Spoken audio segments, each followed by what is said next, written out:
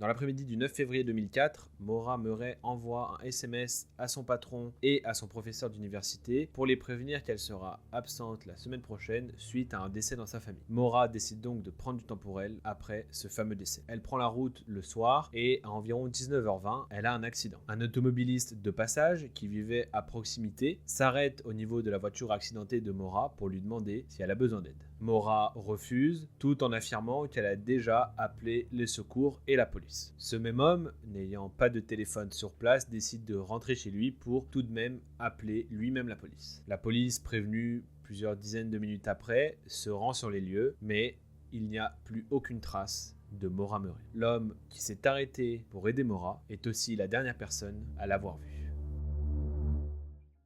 Bonjour à tous et bienvenue dans cette nouvelle vidéo. Comme vous avez pu le voir, un format différent aujourd'hui. Quand j'ai fait mon sondage, on m'avait dit que les histoires non résolues, ça pouvait vous intéresser. Qu'aujourd'hui, je vous raconte l'histoire de Maura Murray. Sur ma chaîne, pour ceux qui la découvrent, je fais des threads d'horreur, des histoires horribles, incroyables, des mystères non résolus, des true crime. Si vous voulez en voir plus et de plus en plus et être averti lorsque je sors une vidéo, n'hésitez pas à vous abonner. Et évidemment, pour me soutenir, à liker et à partager, ça m'aide énormément. Et sur ce, venez avec moi, je vous raconte l'étrange, très étrange disparition de Maura Murray.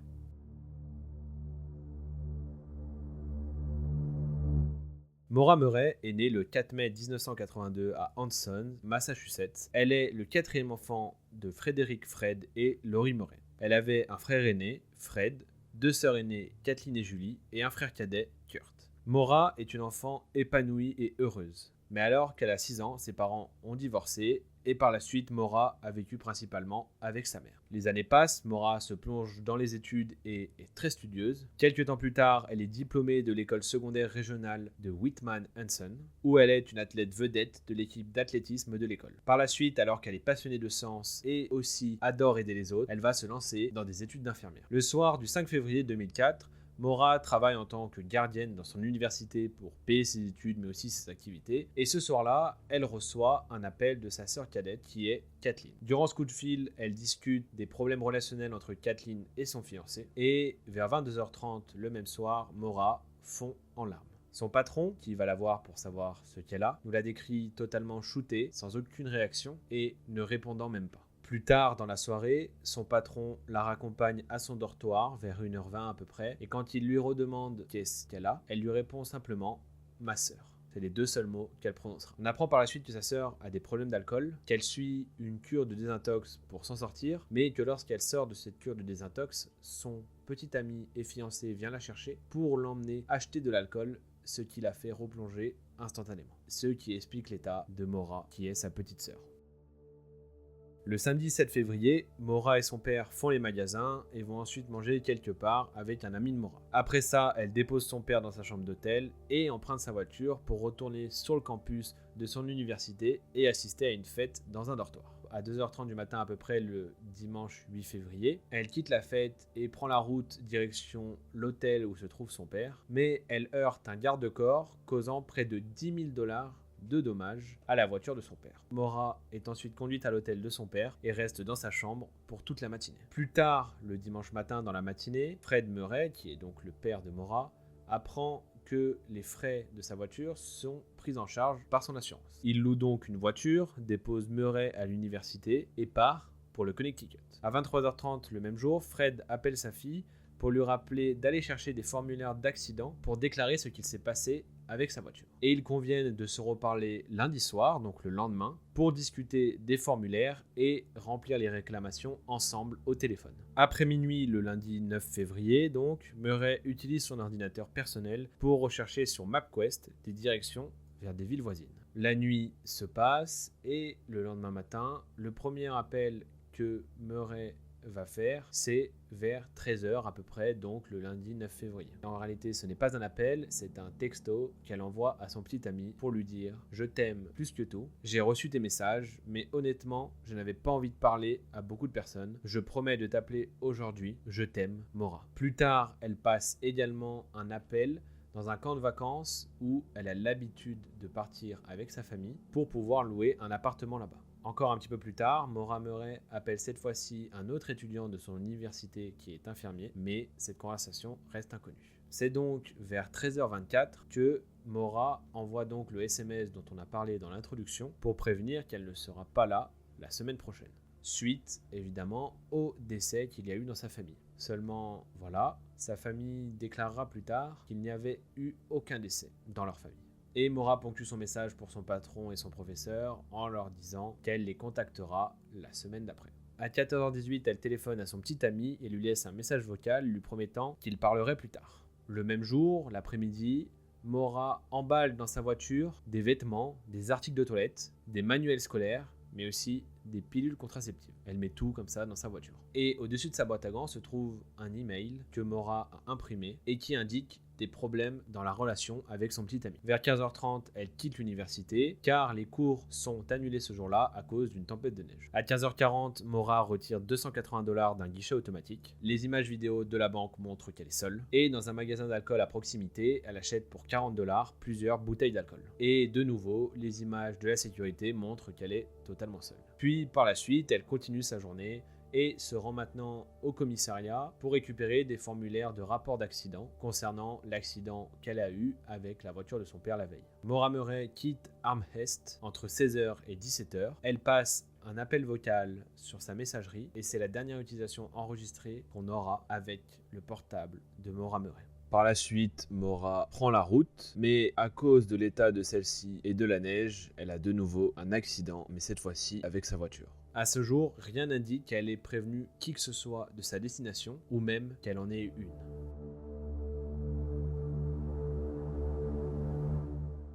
Le même jour, le lundi 9 février, donc vers 19h, une résidente de Woodville, de New Hampshire, entend un bruit sourd devant sa maison. Par sa fenêtre, elle peut voir une voiture contre le banc de neige le long de la route. Elle téléphone au département du shérif à 19h27 pour les prévenir de l'accident. Selon la déclaration du 911, la femme affirme avoir vu quelqu'un au volant en train de fumer une cigarette. Mais plus tard, elle change sa déclaration et affirme plutôt avoir vu quelqu'un du côté donc du volant avec une sorte de lumière rouge qui pourrait correspondre à un téléphone portable. À peu près au même moment, un autre voisin voit la voiture accidentée et quelqu'un marchant autour du véhicule pour ensuite voir un autre véhicule s'arrêter près de la voiture accidentée de Maura. Cette personne, qui est un chauffeur d'autobus et qui vit dans le voisinage aussi, s'arrête et constate que la fille au volant ne saigne pas et n'est visiblement pas blessée. En revanche, elle semble avoir très froid. Il propose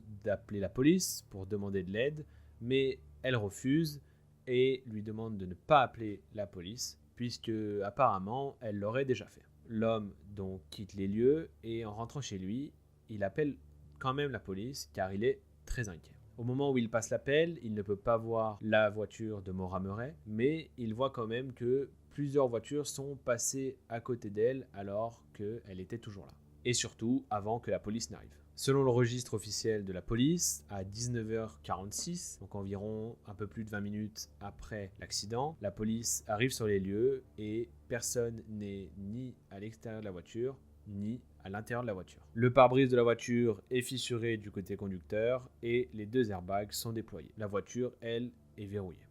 À l'intérieur de la voiture, l'officier trouve une bouteille de bière vide et une boîte de vin Franzia endommagée sur le siège arrière. De plus, il trouve un formulaire de rapport d'accident vierge, des gants, des disques compacts, du maquillage, un bijou en diamant, un itinéraire routier vers Burlington, l'animal en peluche préféré de Maura Murray et un livre Not Without Peril, qui est un livre sur l'alpinisme dans les montagnes blanches. Il manque la carte de débit, les cartes de crédit et le téléphone portable de Maura, dont aucun n'a été localisé ou utilisé depuis sa disparition. La police signale plus tard qu'il manque aussi certaines bouteilles qu'avait achetées Maura auparavant. L'agent de police et le chauffeur de bus parcourent, eux, le secteur à la recherche de Maura Murray. Plus tard, un chiffon qui a sûrement fait partie de la trousse d'urgence de Maura Murray est retrouvé inséré dans le pot d'échappement. Les autorités affirment que Maura Murray est simplement disparue. Ils ne considèrent pas ça comme une disparition inquiétante à première vue. Encore une info importante. Entre 20h et 20h30, un entrepreneur rentre chez lui de Franconie et voit un jeune homme se déplacer rapidement à pied en direction de l'est, à environ 6 à 8 km de l'endroit où a été vu Maura Murray pour la dernière fois. Il remarque que le jeune portait un jean, un manteau foncé et une capuche de couleur claire. Il ne le signale pas directement à la police à cause de sa propre confusion des dates. Il n'avait pas tout de suite compris qu'il l'avait vu le même jour, mais c'est en découvrant 3 mois plus tard, lors de l'examen de son dossier de travail et de ses jours de travail, qu'il se rend compte qu'il a repéré ce jeune homme le même jour de la disparition de Maura Murray.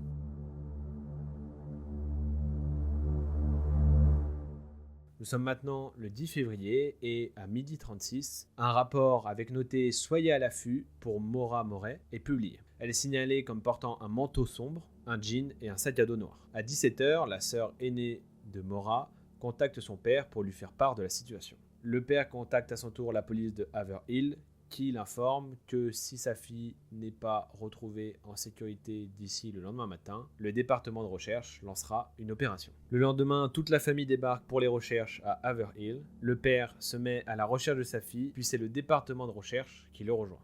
Pendant les premières heures de recherche, un chien de police suit l'odeur de Maura sur 100 mètres à l'est, mais il finit par perdre sa trace. Cela a tout de même suggéré à la police que Maura a quitté les lieux à bord d'une autre voiture. La police déclare que Maura Murray est sûrement venue dans la région pour s'enfuir ou pour tenter de mettre fin à ses jours. Sa famille, quant à elle, pense que c'est peu probable. La famille de Murray élargit par la suite ses recherches dans le Vermont, mais est consternée que les autorités là-bas ne soient pas informées de sa disparition. Bien que les cas de personnes disparues soient normalement traités par la police locale et d'État, le FBI se joint à l'enquête 10 jours après sa disparition. Toujours 10 jours après sa disparition, le groupe de recherche effectue une deuxième recherche au sol et dans les airs à l'aide d'un hélicoptère équipé d'une caméra thermique, mais aussi accompagné de chiens pisteurs. La sœur aînée de Maura découvre alors ce jour-là une paire de sous-vêtements blancs gisant dans la neige, sur un sentier plutôt isolé, mais les tests ADN ont révélé que les sous-vêtements n'appartiennent pas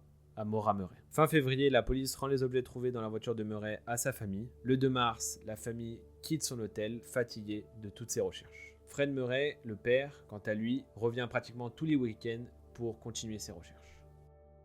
En mars 2004, une jeune femme du nom de Brianna Maitland disparaît à Montgomery, dans le Vermont aussi, à 110 km de la dernière observation de Maura Murray à Woodsville. Et il est très vite établi des similitudes dans ces disparitions. Cependant, la police d'État déclare qu'il n'y a aucun lien entre les deux affaires. Le 13 juillet, une recherche dans un rayon d'un peu plus d'1 kilomètre est effectuée par près de 100 chercheurs, dont des soldats de l'État, du personnel de sauvetage et des volontaires. Il s'agit de la 4e recherche autour de la zone de disparition de Maura, mais aussi la première sans neige. Les autorités sont surtout intéressées par la localisation du sac à dos noir que Maura avait avec elle au moment de sa disparition et qui n'a toujours pas été retrouvé. Après des jours de recherche, la police déclare que cette battue n'a rien de concluant. On arrive maintenant fin 2004 lorsqu'un homme donne au père de Maura Murray un couteau rouillé et taché qui appartient à son propre frère, qui a lui-même un passé criminel et vit à moins d'1 kilomètre d'où a été aperçu pour la dernière fois Maura Murray. Il explique que son frère et sa petite amie ont agi vraiment bizarrement au moment de la disparition de Maura. Et il affirme que le couteau qu'il donne au père de Maura est celui qui a potentiellement été utilisé pour la tuer. Autre information troublante, il semblerait que quelques jours après que le couteau a été remis au père de Maura, le frère de l'homme a mis sa voiture à la casse. Les membres de la famille de l'homme qui a donné le couteau au père de Maura affirment qu'il a totalement inventé l'histoire pour obtenir une récompense en argent dans le cadre de l'enquête et qu'il aurait apparemment en plus des antécédents de drogue. Le 1er novembre 2005, un utilisateur nommé Tom Davis se connecte à une page dédiée à la discussion de la disparition de Murray et affirme avoir vu un sac à dos noir derrière des toilettes à, excusez mon accent exceptionnel comme depuis le début, Pemigewasset Overlook à environ 48 km. Murray possédait un sac à dos noir que la police recherche toujours, mais le procureur général déclare que les forces de l'ordre étaient au courant de l'existence de ce sac à dos, donc celui qui a été découvert à Pidgeotto, mais il ne révèle pas s'il a été emporté pour des tests médico-légaux. Nous sommes maintenant en octobre 2006. Des volontaires mènent une recherche de 2 jours à quelques kilomètres de l'endroit où la voiture de Maura Murray a été retrouvée. Ils fouillent les environs, mais aussi les maisons. Et alors qu'ils sont dans une maison à environ 1,6 km de là où a été vue pour la dernière fois Maura, des chiens pisteurs sont apparemment devenus fous en identifiant peut-être les restes d'humains. Et coïncidence troublante, la maison était autrefois la résidence de l'homme mis en cause par son frère, celui qui avait donné le couteau au père de Maura. Un échantillon de tapis de la maison est envoyé en analyse, mais les résultats ne sont jamais rendus publics. Nous faisons maintenant un bond dans le temps et nous arrivons en février 2019, lors du 15e anniversaire de la disparition de Maura Murray, qui n'a toujours donné aucun signe de vie. Fred Murray, qui est donc le père de Maura, affirme que sa fille est morte et explique qu'il trouve ça inacceptable que la maison où les chiens ont aboyé et ont cru trouver quelque chose n'ait jamais été fouillée ou qu'on n'ait jamais creusé en dessous de cette maison. Il déclare même, je cite, « C'est ma fille, je crois, dans le sous-sol de cette maison ». Fred Murray aurait apparemment voulu fouiller cette maison, mais malheureusement, elle appartenait à d'autres propriétaires qui ont à ce moment-là refusé. Mais en avril, cette maison a été vendue et les nouveaux propriétaires ont accepté que le sol soit fouillé. Malheureusement, la fouille menée en avril ne mène à rien. La seule chose qu'ils ont trouvé, je cite, « absolument rien, à part ce qui semble être un morceau de poterie ou une vieille tuyauterie ». Plus tard, il y a même des restes d'os qui ont été retrouvés dans les montagnes avoisinantes de l'endroit où a été vue pour la dernière fois Maura Murray, mais après examen, ce n'étaient pas ceux de Maura Murray.